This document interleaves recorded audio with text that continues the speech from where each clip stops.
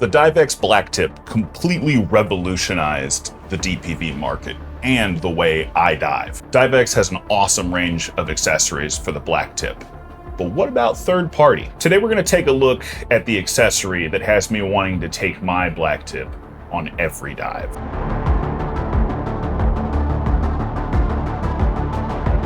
Okay, bear with me for like 10 seconds because I have a really important announcement to make, and then I promise we'll get back to it. I am now a dealer for DiveX scooters. I want you guys to feel like I'm being completely honest with you at all times, so I felt like it was important to let everybody know. I'm definitely not gonna stop making videos about DiveX products, but obviously my videos can't be treated as a completely impartial review because now I've got skin in the game. So if you want the best advice and the best prices on DiveX scooters and accessories, shoot me an email at dive5media@gmail.com and I will be happy to help you out. Good news though, the product I'm reviewing today is not made by DiveX. It's made by a third-party manufacturer. So please allow me to introduce you to the Narcosis Junkie Blacktip T-handle.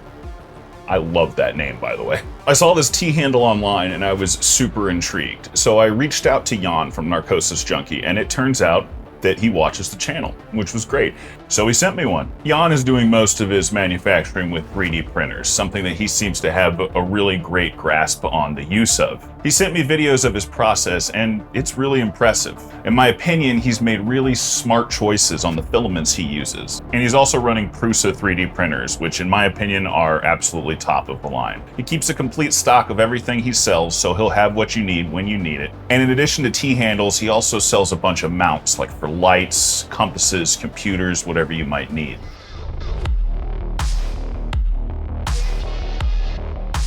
This is a Mark IV Prusa. This is what I'm currently printing. Sort of around 50%, and I still have over 3 hours to go. So if you can imagine How long it takes to print. this is just a computer holder for people that want to add a computer or a GoPro or a compass, small compass. This is polycarbonate carbon fiber. And the spool is also kept inside to stay away from moisture. This is my work center.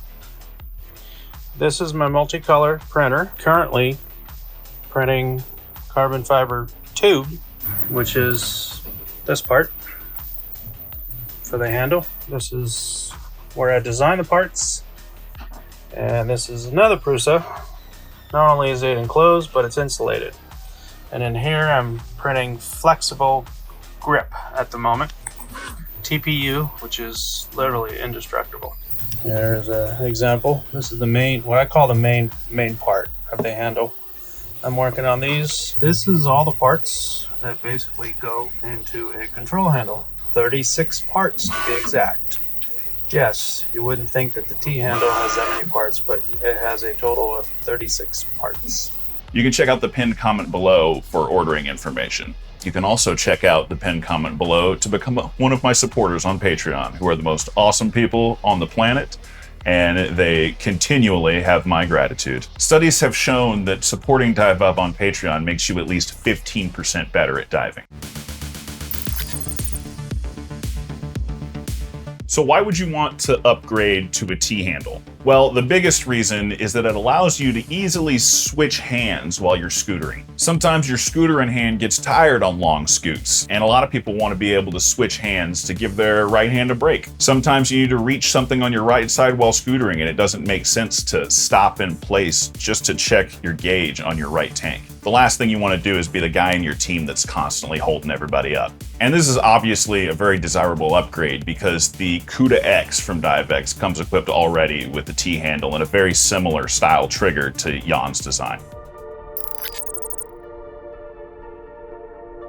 There are several different designs for T-handles out there right now. Most of them make use of the original trigger. Jan's design actually completely replaces the handle and trigger mechanism, and in my opinion, it works out better that way.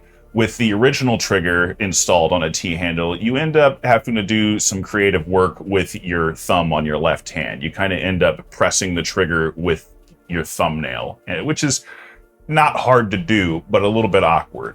The trigger on the Narcosis Junkie T-handle is, in my opinion, much easier to use. It comes assembled and ready to drop in. The entire process of installing it took me about 5 minutes. And this new trigger ensures that no matter what hand you're using, you're pressing the trigger the same way. It's also kind of fun to use. It has kind of a satisfying click that I really enjoy. And while that's probably not super important, diving is about having fun. A lot of people tend to forget that. And if this thing improves my fun underwater, then it's worth it just for that, depending on the price. But at $130, I think it's a pretty good deal.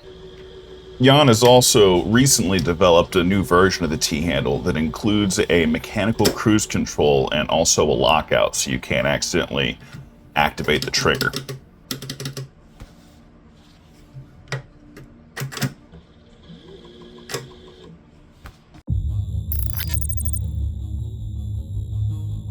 Build quality and durability. Every T-handle option currently available for the Dive X Blacktip is 3D printed. It's not something you can really escape right now. A lot of people don't think of 3D printing as a viable option for tough, usable parts. But 3D printing has advanced leaps and bounds, especially in recent years. I know a good bit about 3D printing. In fact, I make my STL files for my Sidewinder counterlung dryer and my Easy Cut trial bite sheath, stuff like that, available to my supporters on Patreon. I've messed around with a lot of different filaments and learned a ton about their properties. Narcosis Junkie is printing with 2 filaments primarily. The first one he uses is flexible TPU. He's using that for grips and some of the mounts.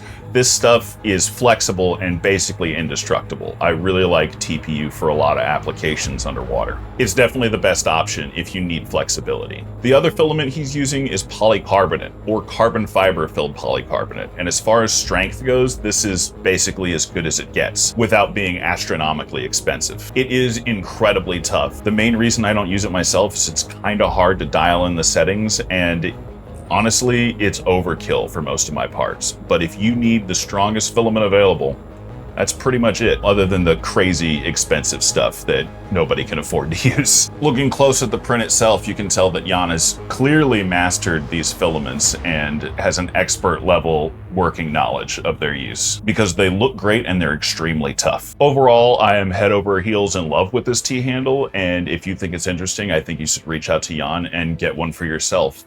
I don't think you'll regret it. So I'll make sure and leave info in the pinned comment below and the description so you can treat yourself to something nice. What do you think of this T-handle? Is this something that you could see yourself using on your scooter? Do you like the way it looks? Do you prefer the original? Let me know in the comments below.